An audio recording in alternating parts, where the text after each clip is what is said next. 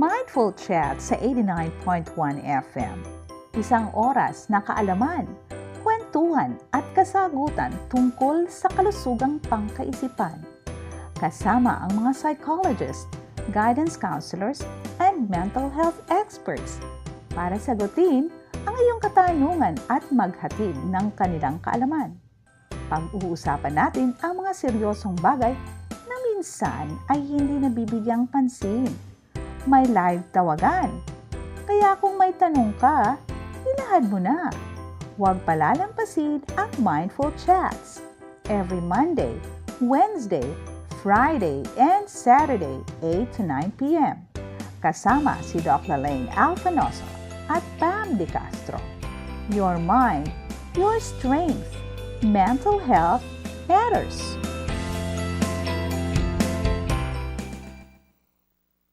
Hello, welcome to Mindful Chats. Kumusta po kayo mga kaibigan? Isang oras na naman po tayo magsasama-sama sa ating radio program over 89.1 FM. Ako po ang inyong lingkod, Lalaine Saron Alfanoso, at makakasama natin, syempre ang ating co-host. Hello Pam, good evening. Good evening, Doc Lane. This is your 8 o'clock habit. Yeah, make it your 8 o'clock habit. 8 o'clock habit on Mondays, Wednesdays, Fridays, and Saturdays. My name is Pam, and we will be together for an hour. We'll have all the chicas in the world. Whatever it is that has to have connection with what our speaker would like to talk about. Doc Lane? Yes, Pam, ang topic natin ngayon ay mental health and family dynamics. It is such a very interesting topic since all of us are members of a family, di ba? Yeah, relationship it is. Yes, ang mental health and family dynamics, they are closely intertwined. But the thing is, what is concerning is that many of our families have broken relationship, very, very complicated, and some are dysfunction. They have dysfunction relationship. And because of that, I think it is really very important na pag-ukulan natin ng panahon na pag-usapan ito. And we are very fortunate to have with us this evening an expert on family health, no? And kindly introduce her to us, Pam. Oh yes, my pleasure. Our speaker tonight is has a 17-year counselor experience. She acquired a bachelor's degree in secretarial administration, but finished her master's degrees in education, major in guidance counseling. She started as a school registrar, high school teacher, and dormitory dean at the Shep Foundation Academy in Mindoro, to home dean of Sampaguita and Ilang-Ilang, and assistant dean in Cadena de Amor at the University or Adventist University of the Philippines. Now, in 2007 until 2017, she was the office secretary and life coach at the university. And from 2017 until present, she's the guidance counselor of the Guidance Service Center at AUP. Now, she aims to provide students with the necessary guidance and support to help them reach their goals through Christ-centered based counseling. She's a dedicated, kind-hearted counselor and beautiful who handles issues regarding depression, anxiety, minsan ansayate, family and relationship and academic concerns. And she's also, most of all, a registered guidance counselor. And we are pleased to have with us Madam Leah M. Fabito. Good evening, ma'am. Hello, Ma'am Leah. Hello po. Good evening to all. Yeah, hello, Ma'am Leah. How do you pronounce your name, Leah or Leah? Leah. Leah. Oh, papel de Leah. Grabe siya. No, kasi di ba kakaiba, the spelling is L-I-A. Yeah. Oh, and I could attest na isa siya sa eksperto when it comes to mental health and family dynamics. Oh, magandang papel de Leah, Doc Lane. Nakaka-smoothen. Ng relationship. Ng rough edges. Yeah, yes. That's the reason why we invited her this evening para mapapel-delihan niya ang mga broken relationships, kung ano mga problema ng pamilya natin. Ang dami kaya, Dr. Leah, na mga kaibigan natin, no, na talagang nagtatanong, tungkol dyan sa mental health. Why is it? Bakit nga raw ba? Ano ba ang mga dahilan kung bakit nagkakaroon ng mga problema ang pamilya, si mommy, si daddy, si kuya, si ate, no? Alam naman natin yung iba't ibang mga family structures. But aside from that, no, ano pa ba ang mga dahilan kung bakit nagkakaproblema at kung paano natin ito malulunasan? How can we solve the problem? Or what ang gusto kong sabihin, halimbawa, ang pamilya natin ay may problema sa mental health and naapektuhan nito yung family dynamics. Ano ba ang gagawin natin?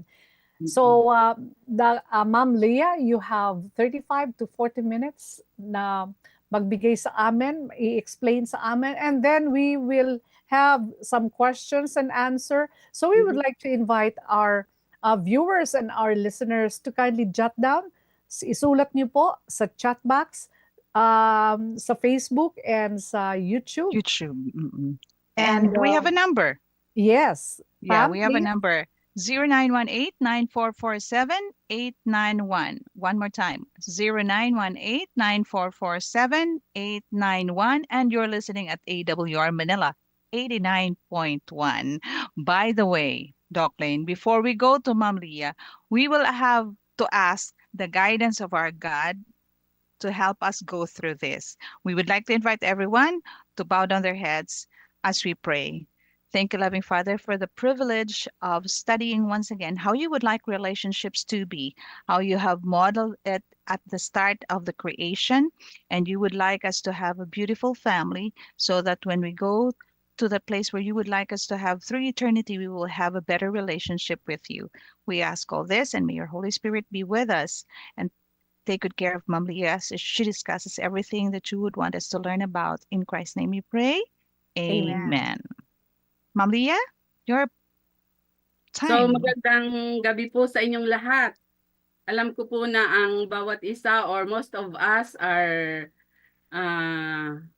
busy ngayong araw na ito kasi election time. Alam ko po na most of us ay nakaboto na. So ngayong gabi, ang ating topic is mental health and family dynamics. Ito po ay napakahalagang paksa na dapat nating i-discuss sa ating pang-araw-araw na kabuhayan. Ito ay magagamit natin. Pero this evening, I'd like to propose a saying na ang pamilya ay masaya kung may pagmamahal at pagkakaisa.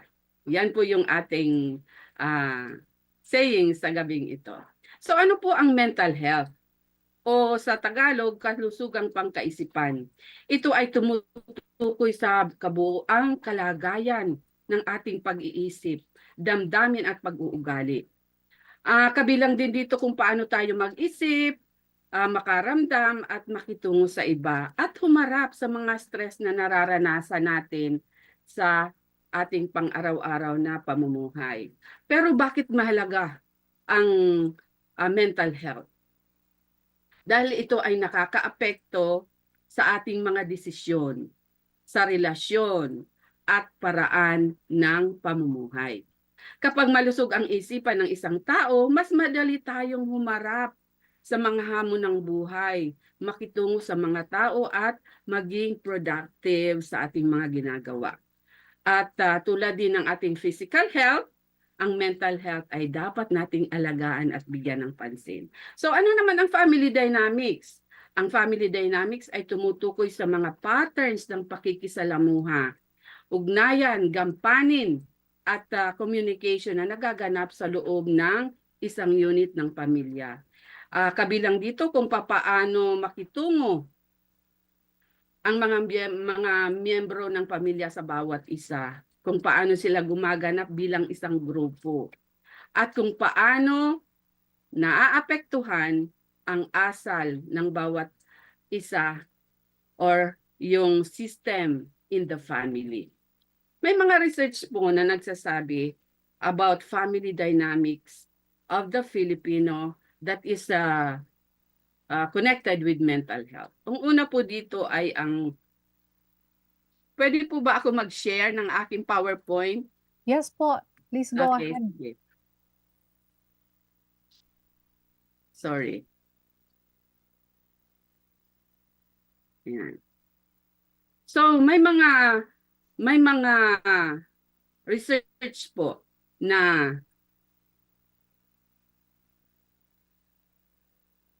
I-presenter's view mo po. Okay na po, yes. okay na po. Yan. Okay, sorry po, nalimutan ko. Okay.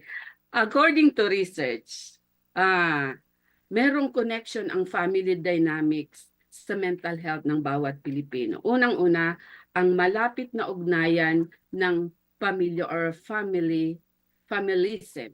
Okay. Ang pamilyang Pilipino ay kilala sa malapit na ugnayan na matibay na suporta sa isa't isa. Ang ganitong kultura ay nagbibigay ng lakas at tibay na sa gitna ng mga pagsubok, sa mga challenges ng buhay. At kung meron namang sobrang pag-asa sa pamilya, halimbawa, 3 na yung anak mo, ay nakasandal ka pa rin sa iyong ama't ina, ito ay maaaring magdulot ng pressure at emotional ng pagkapagod. Siyempre po, dapat talaga maging responsible ang bawat isang miyembro ng pamilya. Ang pangalawang research na nakita ko ay yung pag-aalaga sa mga may sakit at resilience ng pamilya. Ano po yung resilience? Ito yung time na ang daming negative situations na nangyayari pero you look at it in a positive way. Okay, isang pag-aaral na nagsusuri sa karanasan ng mga pamilyang Pilipino na may miyembrong may malalang sakit. Natuklasan na ang pag-aalaga ay nagdudulot ng emotional stress, pagbabago sa dynamics ng pamilya at mga financial na pangangailangan. Pero sa kabila nito, nagiging resilience ang mga Pilipino. Ang mga pamilya ay nagpapakita ng support at pagkakaisa pag nagkakaroon sila ng mga pagsubok sa buhay. At ang pangatlo po ay ang stigma ng mental health. Maraming Pilipino ang nahihirapan na pag-usapan ang kanilang mental health dahil sa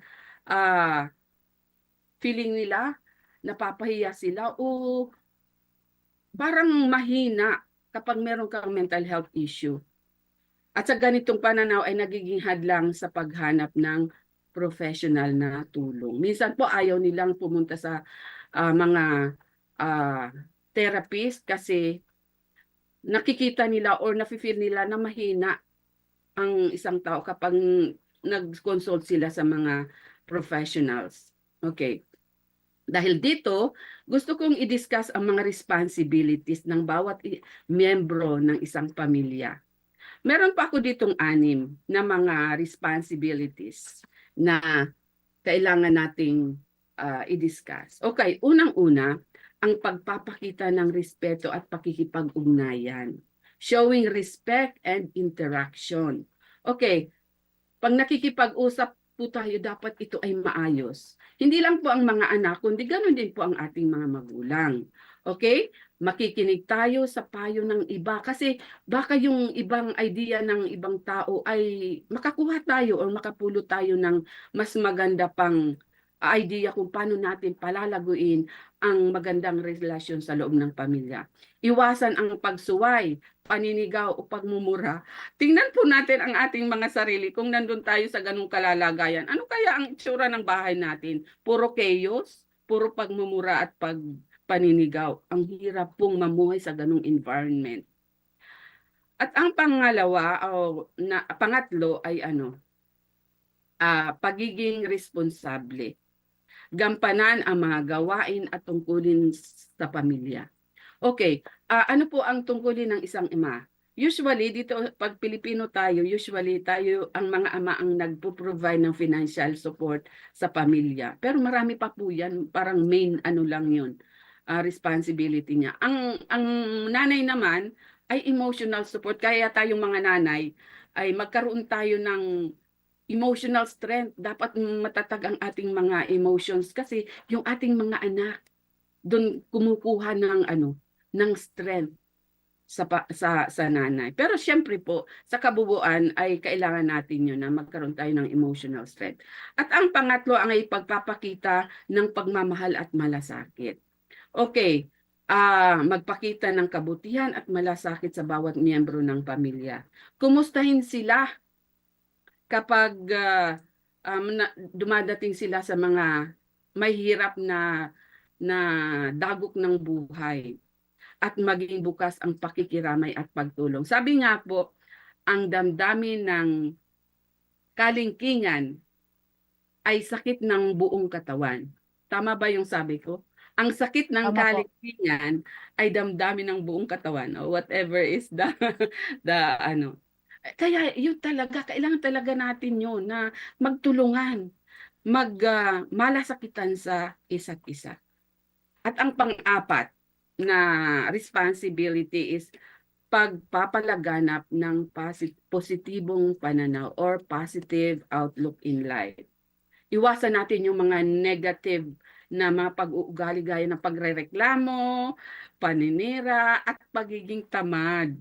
Ano po, ano kaya ang dahilan kung bakit nagrereklamo? Sinisiraan? O ngayon si ate, hindi talaga yan, hindi talaga kami yan magkakasundo kasi ganito, ganyan. So, ang pagiging tamad, kaya nga po may mga kanya-kanya tayong responsibilities. At magsikap maging mabuting halimbawa sa loob at labas ng bahay. Kasi po, ang foundation talaga ng pamilya ay ang loob ng bahay. Kung maganda ang pag-uusap sa loob ng bahay, pagdating niya sa school, maganda siya makipag-communicate sa teacher. Maganda rin siya makipag-communicate sa kanyang mga estudyante, ay sa kanyang mga kaklase. Ganon din po yung mga kapitbahay at kung sino man po ang kanyang nakakasalumuha sa araw-araw. Okay. Ang isa pang maganda doon ay kung mag-share tayo ng ating mga experiences sa ating mga kasambahay or sa ating mga magulang at mga kapatid, lalo na sa dinner time. Kasi usually ito yung time na magkakasama na tayo. Hindi ko po alam kung pinapractice nyo ito.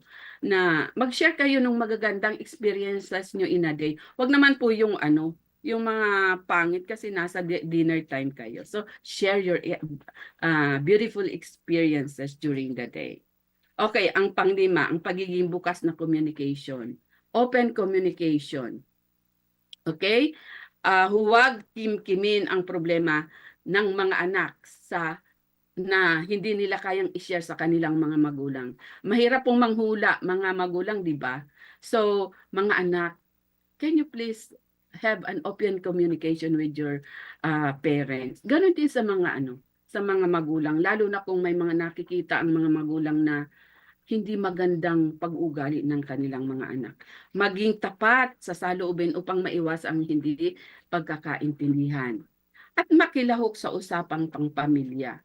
May mga pinaplano po tayo, malaki man yun o maliit, makilahok tayo kasi kailangan ang ating mga opinions. At ang panghuli na responsibility ay pagpapakita ng pasensya at pangunawa, showing patience and understanding in each member of the family. Maging maunawain sa mga limitasyon ng magulang o kapatid. Hindi naman po tayo lahat kaya natin gawin. May mga limitations tayo. So, i-honor natin o i-respect natin yon. Alamin na ang bawat isa ay may pinagdadaanan at maging sensitive sa feelings ng isang miyembro ng pamilya. Huwag na nating ibuli pa or tuksuin palalo. Maging sensitive tayo. Okay, magpatawad kung may di pagkakasundo. Para bang nagkaroon tayo ng disagreements, hindi magandang usapan ngayong araw, pero bukas o bago lumubog ang araw, nagkakasundo na uli, ayos na ulit. At yun po ang will ng Panginoon para sa isang maganda at responsableng pagpapamilya. Okay.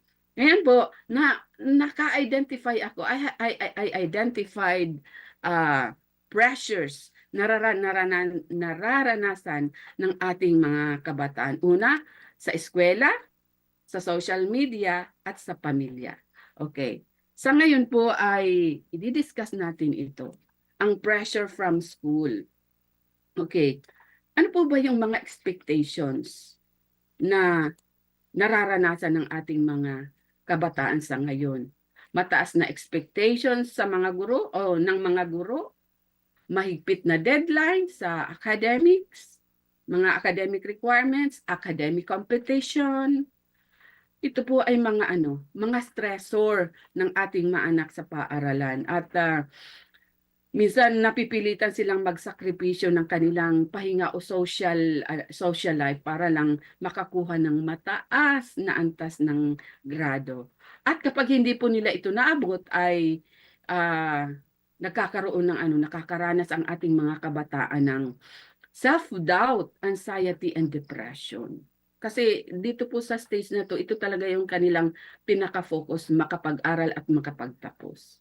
So ano yung mga sanhi noon? Ay mataas na expectation nga sa kanilang sarili mismo. Nagkakaroon sila ng ganong expectation. Competition sa loob ng klase, kapag mataas ang grade ng isa, dapat mataas din ang grade ko. Takot sa mga bagsak na grades or mga kabiguan at pagkukulang ng oras o pahinga. Kasi po siyempre kung hindi maganda ang ating rest, hindi rin tayo makapag-isip ng maayos. Ganun din po ang ating mga anak. Okay. Ang mga ito ay maaaring magdulot ng stress, anxiety, burnout o kawalan ng tiwala sa sarili.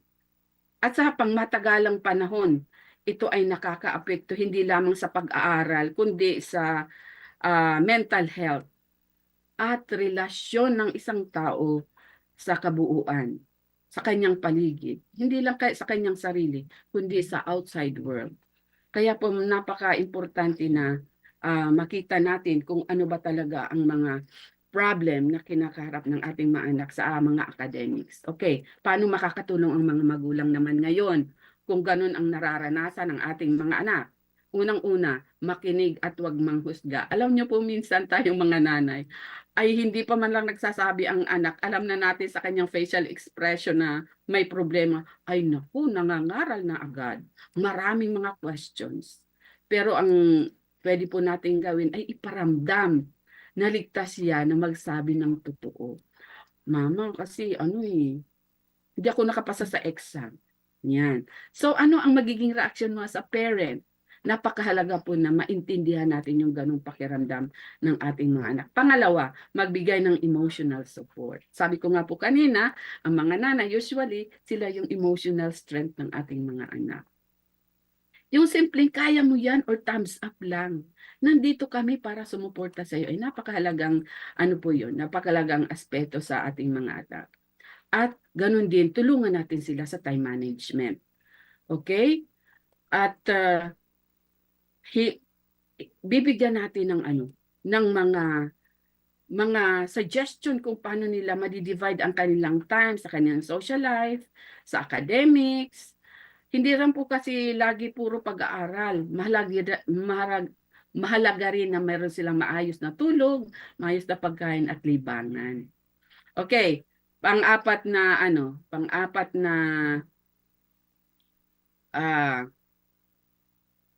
pwedeng gawin natin ay huwag ipagpilitan ang mataas na expectations.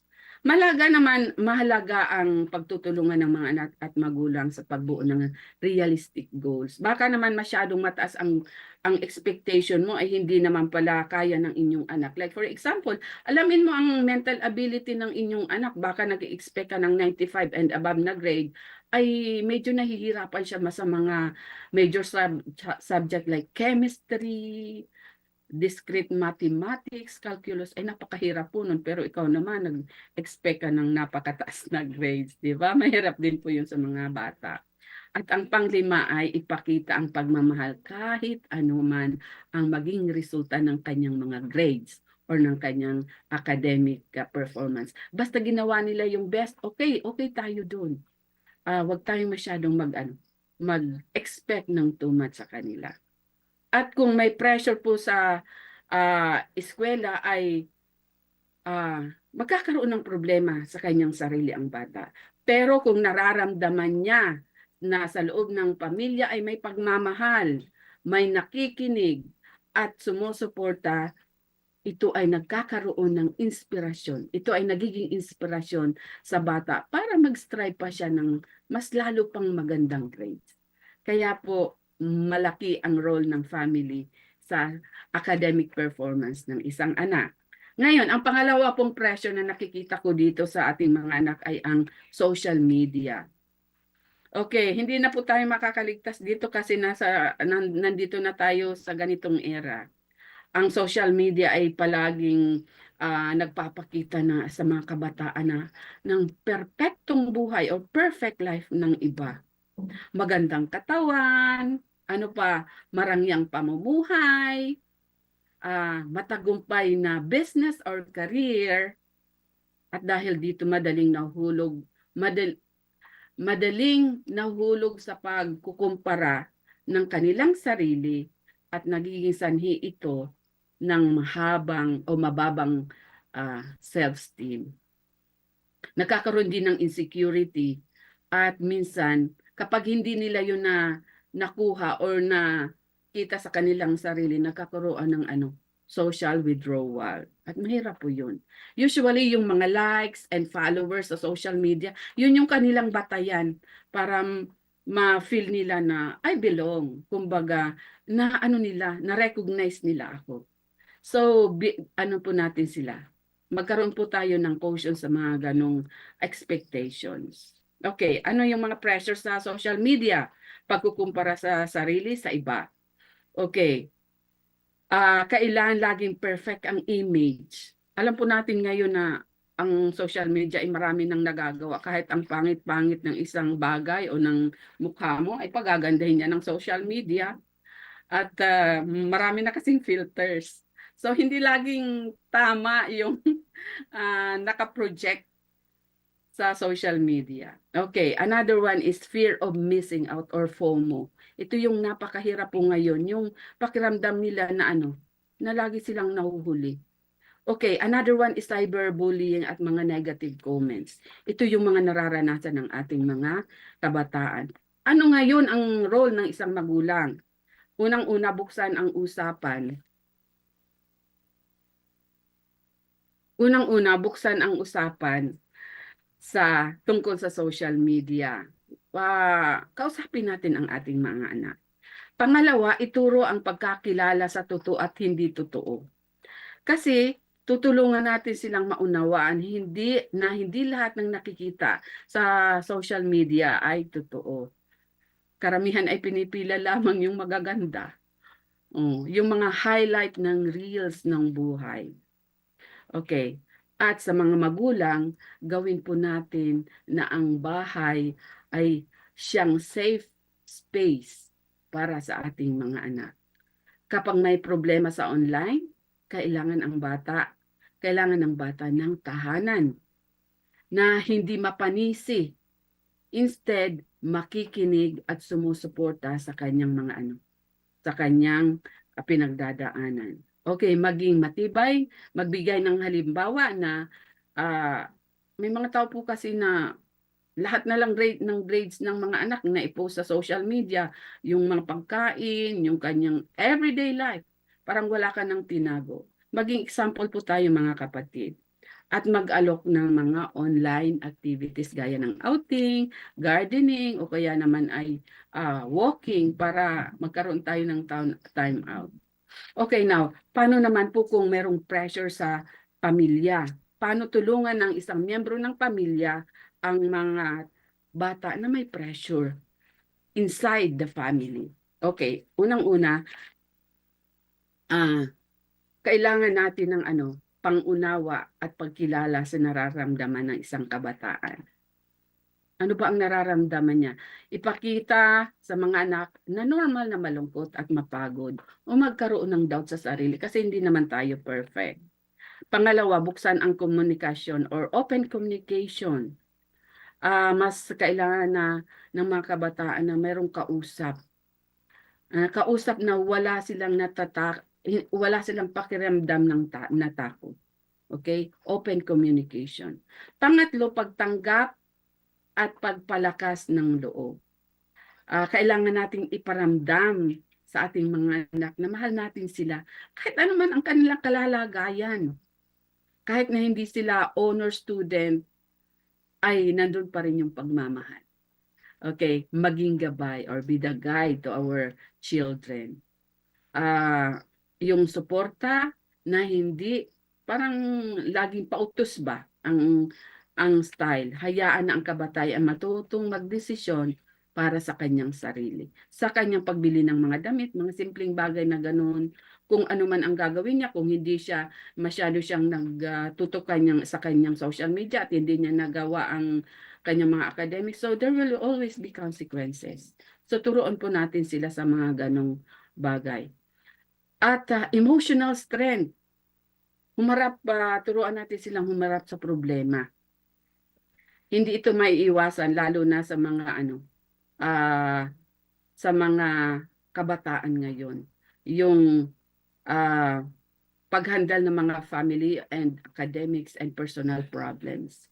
Ang pang-anim ay pagturo ng coping strategies or coping skills and self-care. Ituro kung paano harapin ang stress, pagkabigo o problema. Lalo na kung nai-inlove na ang ating mga kabataan ay tayo pong mga magulang ay magbigay ng mga suggestions maybe kung paano sila magkakaroon ng magandang problema.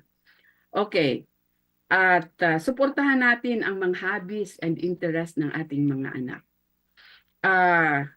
Kung nung kinder pa po ang inyong mga anak or nakita niyo na magaling siya sa singing, alam niyo po ang gagawin ng magulang, siya ang unang papalakpak kasi siya yung inspirasyon ng kanyang anak sa paghabi ng kanyang mga interest, sa pag-share niya ng kanyang interest. Pero kung wala siya sa ganung mga okasyon, nagkakaroon po ng kung merong family support, lumalakas ang self-esteem ng isang anak. Kaya nandun po tayo lagi sa mga program na may part ang ating anak. Kahit po yan ay mga simpleng part ay suportahan po natin. At pagiging bukas na sa mga tulong. Okay. Kailangan makita natin kung halimbawa may mental health issue ang bata, parang nararamdaman natin kakaiba. So, maging open po tayo for help. Okay, so ngayon po ay isa sa mga nakita kong pwede kong i-discuss ngayon ay ang generation gap, family dynamics and mental health.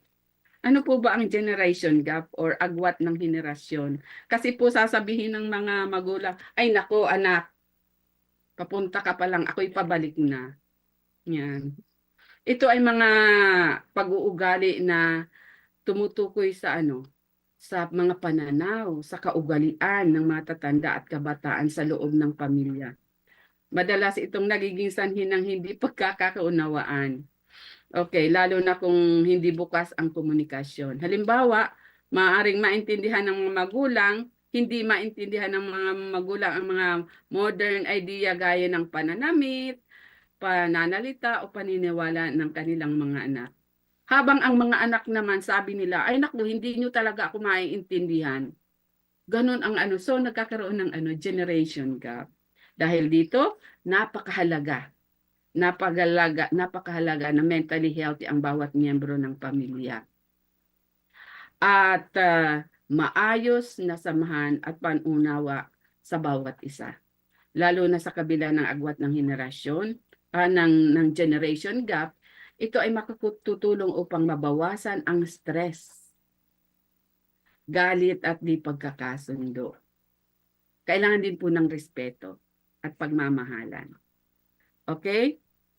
Siyempre, lagi kong sinasabi na magkaroon ng open communication sa loob ng pamilya.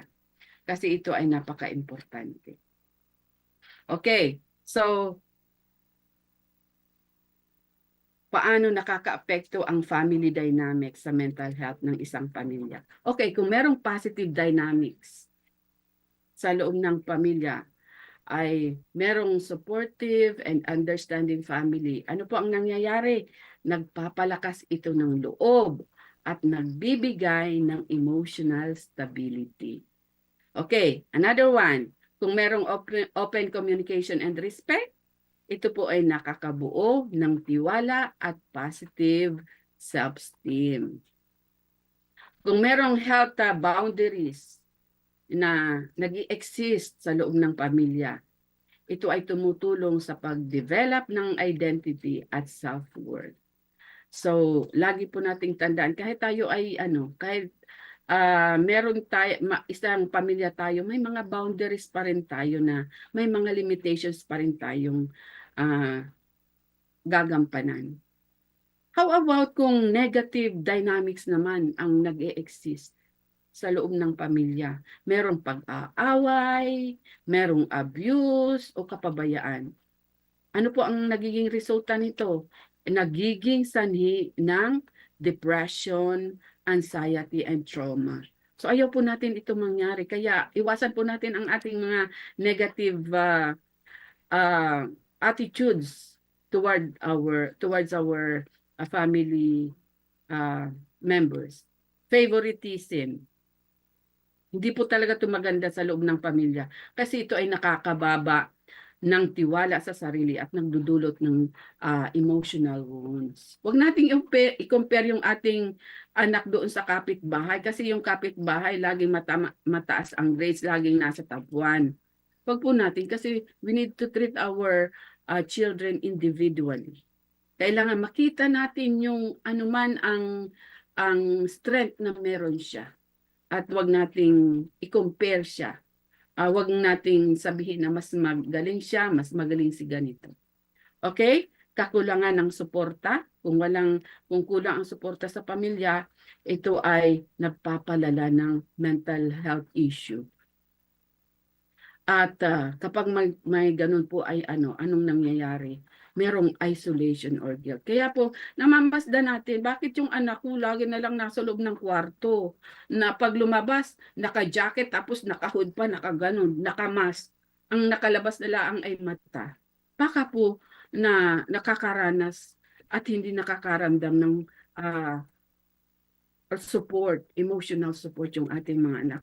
Be careful po sa ganung mga signs and symptoms na nakikita natin. Okay. Now, I will be having Bible principles on family dynamics and mental health. So nandito naman po yung mga prinsipyo na inilalahad sa atin ng Biblia upang magkaroon tayo ng magandang relasyon sa bawat isa. Unang-una, principle number 1, pag-ibig ang pundasyon ng pamilya. Love is the foundation of the family. In John 13:34, sabi po dito, magsiibig kayo sa isa't isa gaya ng pag-ibig ko sa inyo. Ito, napakaganda po, ano? Ang pamilya ay dapat magsimula sa walang kondisyon na pag-ibig, agape love. Yan, yun ang gusto ng Panginoon sa atin. Hindi batay sa gawa o pagkakamali. Mamahalin kita kasi mataas ang grade mo. Hindi po yun batayan, mga kapatid, kundi sa pagpapatawad at malasakit sa isa't isa. Okay, principle number 2. Pagsunod ng anak sa magulang. Ito po ay makikita natin sa Ephesians 6:1. Ang sabi, mga anak, sundin ninyo ang inyong mga magulang sa Panginoon sapagkat ito'y matuwid. Okay? At principle number 3, responsibilidad ng magulang sa mga anak.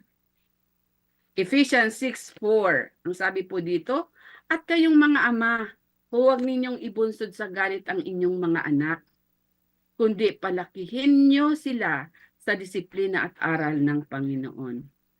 Ang mga magulang ay hindi dapat abusuhin ang kanilang otoridad. Sasabihin mo na, aba, ako ang sundin mo dahil ako ang iyong ama. Yan, pag-aabuso po yun sa authority. Ang ating dapat gawin ay turuan ang ating mga anak sa paraan ng Diyos. May disiplina, ngunit may habag. Okay.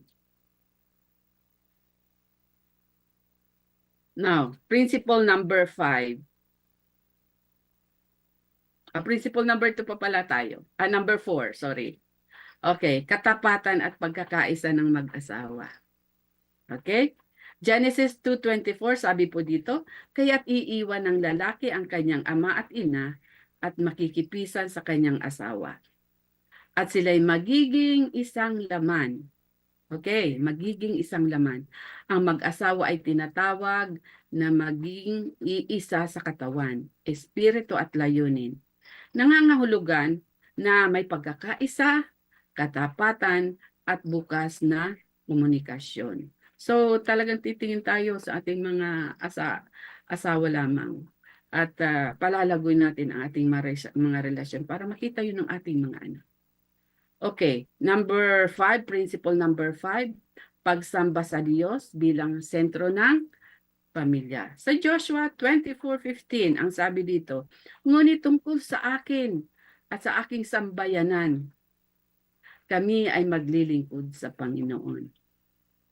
Ang isang makadiyos na pamilya ay sama-samang sumasamba, nagdarasal at naniniwala sa Diyos bilang sentro ng kanilang buhay. Ang sabi nga po, the family that prays together stays together. So napaka-importante na meron tayong isang paniniwala na ang Diyos ang mag-work sa ating buhay. At ang last principle number 6 ay pagpapatawad at pagkakasundo. Colossians 3:13, ang sabi po ay, magtiis kayo sa isa't isa at magpatawad kung may hinanakit laban sa isa't isa at kung paanong pinapatawad kayo ng Panginoon. Gayon din naman ang inyong gawin. Usually po talaga hindi perpekto ang ating mga pamilya. Ngunit pinapatawad ang bawat isa dahil meron tayong pagmamahal sa Diyos. Kung mahal natin ang Diyos, ay mamahalin din natin at papatawarin natin ang ating miyembro ng pamilya na nagkamali. Okay? So, yun ang mga principles, 6 principles na matatagpuan natin sa Biblia na nagsasabi ng family dynamics and mental health. Ngayon po, matatapos na tayo sa kabuuan. Ano ba ang mental health and paano nagiging connected sila, ang mental health and family dynamics? Kung meron pong love and forgiveness, sabi to, it heals the emotional wounds. Pag-ibig at pagpapatawad. Okay, another one, pagpasa ng pasanin or bearing each other's burden, nagkakaroon po ng ng pagpapalakas at suportang emotional. Okay? Pinapalakas ang ating emotional support.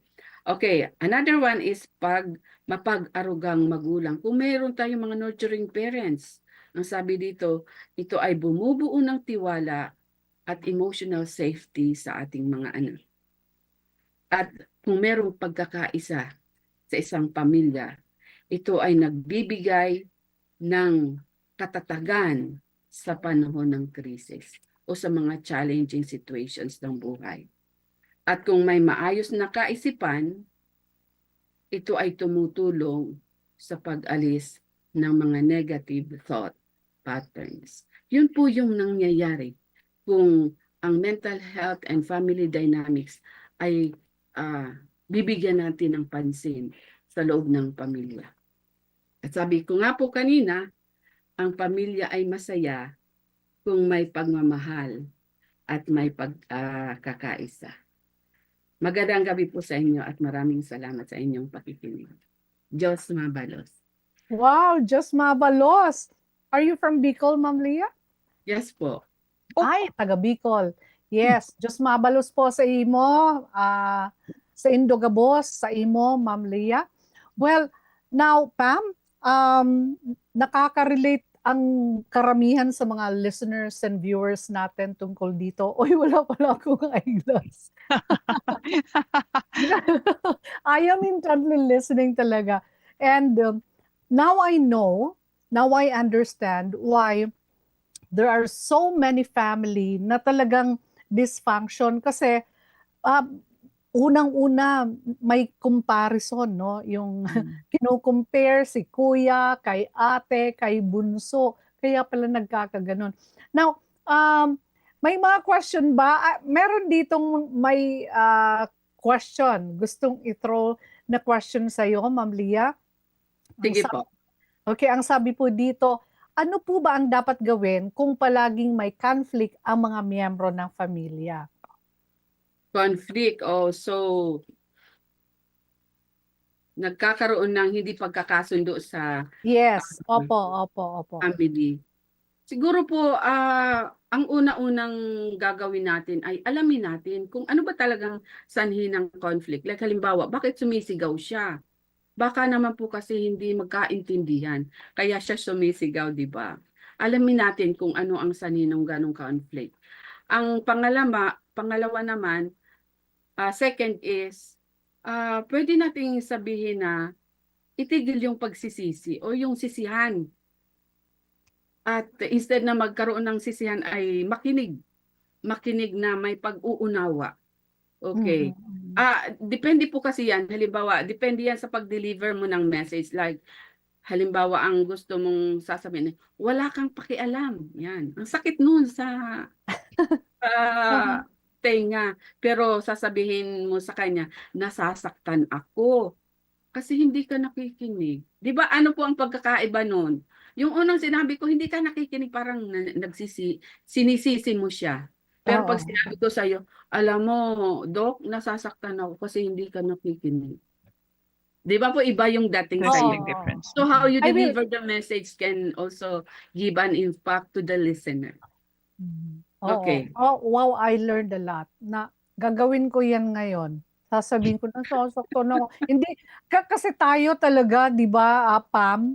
Opo. Ito talaga, ito ang problema sa iyo di ba? Parang nag-aano na tayo. Ano na nga ba yung we usually do that to our spouse and even to our children, no? So ang tuloy, ang nangyayari negative yung pag-pick up nila, no? Mm. And Kasi then we are cruel sometimes. We are not very cruel naman. Ang pangit, very hard. Sometimes we're mean or rude to people whom we love. Yung family members ba? na it's because nga Familiarity. hindi careful yung pagsabi mo. Yes po. The words are not carefully chosen. Kaya nga Yes. mas maganda yung technique na alam mo nasasaktan ako or alam mo iba ang pakiramdam ko dahilan sa ganito. So it should start from there.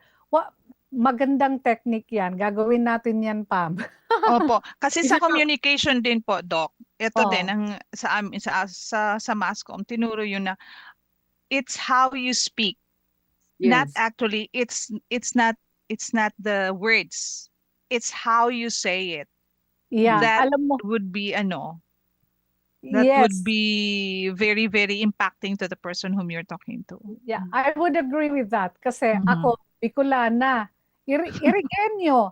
Ang mga Irigenyo, mga kaibigan, talagang maragsa. Mhm. Sa Bicol, yan ang Russian. Mhm. Rararararara. Ang asawa ko ay galing sa Visayas, from near Bacolod and Iloilo. Alam nyo naman yon, Malalambing. malambing. Ako, nagsasabi lang ako, kayo na tayo. Sabi sa akin bakit nagagalit ka? Tinatawag mo lang na kung kakain. Hindi ako nagagalit. Yan na nga nagagalit ka. Yung tono My mom is, tono my ng mom. pamamalita. Oo. So, yun, careful Isa pa po, Doc, isa pa po, Ma'am Pam, na pwede nating Opo. gawin ay mag-set tayo ng boundaries. Like halimbawa, Ayun. sumisigaw. Pwede mong sabihin sa kanya na, alam mo, handa akong makinig. Pero hindi ko tatanggapin yung paninigaw mo at pagmumura mo. Yung pong ganun ba, lalagyan mo siya ng boundary. Kasi kung hindi, sisigawan at every time na magkakaroon ng conflict, ay pasigaw lagi. So, lalagyan mo siya ng boundary. Parang sa mga bata din po, di ba? Pag nagtatantrum, may mga kanya-kanya tayong strategy. Ganon din po sa pakikipag-usap sa mga adults. Nalalagyan mo siya ng boundary. Yeah. Oo. Parang, oo. Yes po, go ahead. Oo. At isa pa ay kailangan magplano talaga. Magplano ng time para maayos ang conflict. Kasi po, ang nangyayari ay nagiging cycle. Kung hindi na bibigyang attention yung hindi pagkakaunawaan or conflict sa family.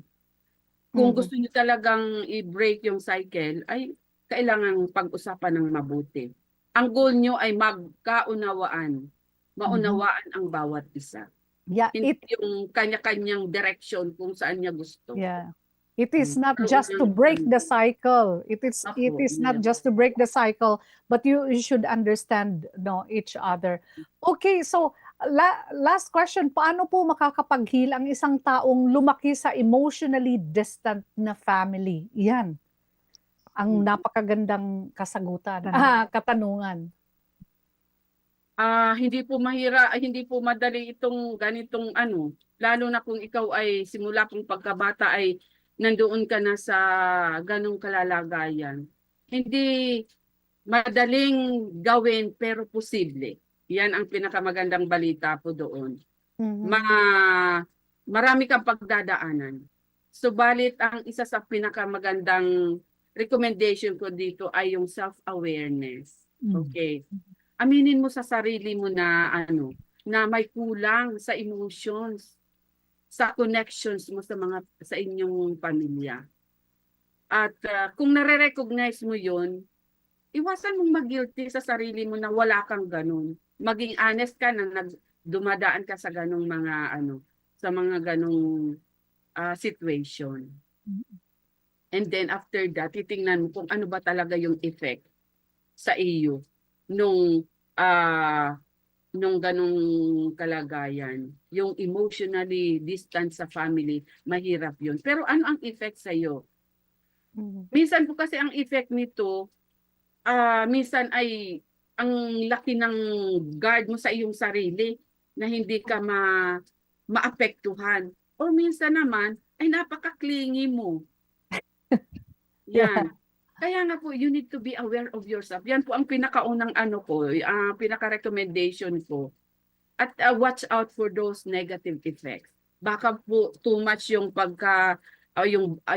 pagka-distant mo or masyado ka namang clingy. So, dapat ay balance lang. Lalo na sa ating mga kabataan. Kasi maging aware ka sa mga negative effects ng ganun. Pero isa pa din po ay pwede na kung hindi ka nakakakuha ng emotional support from the family, ay meron tayong mga you can get emotional support outside of the family. Pero you need to be careful, lalo na sa mga kabataan ngayon. You need to be careful to those people who can be trusted. Titingnan mo, meron kang friend, meron kang mentor like your teachers, merong mga church members na pwedeng magbigay sa iyo ng emotional support or may mga groups, support group ka. Sa mga dito sa amin sa AUP meron kaming small groups, yan. Kaya lang po yun nga, dapat maging cautious ka sa mga taong pagtitiwalaan kasi hindi natin minsan nakikita. Dahil nga hindi tayo nagkaroon ng magandang foundation in terms of emotional support. Okay? Ang isa pa doon ay kung hindi matagpuan sa family yung emotional support, ay hanapin mo sa sarili mo. Mahalin mo ang sarili mo. Wala namang ibang magmamahal niyan. Diba po? Kung mahal mo ang sarili mo, kung hindi mo natatagpuan yun sa family, bigyan mo ng pagmamahal ang sarili mo. Huwag mong i-deprive ang sarili mo. Ikaw mismo ay magbibigay ng pagmamahal, empathy, you need to validate your feelings. Minsan nasasaktan ka, minsan nagagalit ka. That is emotional validation sa sarili mo. Yes. At magkaroon ka ng self-affirmation. Yes. Yun. That's Ngayon, very good. isa pang napaka-importante ay ang pagpapatawad. Yeah, forgiveness. Kuhain mo na yun. Ang mahalaga, ini-strengthen mo ang sarili mo para magkaroon ka ng emotional strength mismo sa iyong inner self. Ayun. Naku, Pam, napakarami nating mga takeaways ngayon. Correct. Yes. Oo nga. We need to have another episode. Session. Yeah, another for this. session. Yes, Pam? Yeah, thank you very much, everyone, for tuning in tonight. We really would want to extend, or we have only 2 minutes, I guess, left. And we would like to let you know that we are aired every Mondays, Wednesdays, Fridays, and Saturdays, 8 to 9 at AWR Manila 89.1. Thank you very much for being with us. My name is Pam, Doc Lane. Yes, and mga kaibigan, as we conclude our program on mental health and family dynamics, let's always remember that it is important to take care of our relationship, to nurture it by having open communication, by Yes. having empathy, by having support sa ating kapamilya, and always having Christ as the center, the first and the center of everything. Amen. Sa loob ng pamilya, let's create a culture of pag-iibigan, pag-iintindihan, di po ba? Kung saan lahat ng miyembro ng pamilya ay pinapahalagahan. Ano ho?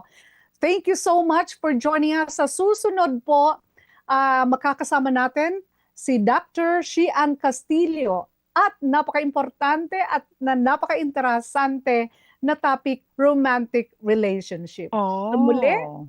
Sa muli, this is your good friend Lelaine Siron Alfanoso. Maraming salamat po. Maraming Good night, salamat, Ma'am everyone. Lia. Thank you po. Bye-bye. God bless Bye. everyone. Yeah, sa susunod kasi parang bitin tayo ngayon. We will have another session. Thank you so much and good evening mga kaibigan. Good evening. you. Bye. Good Bye. night.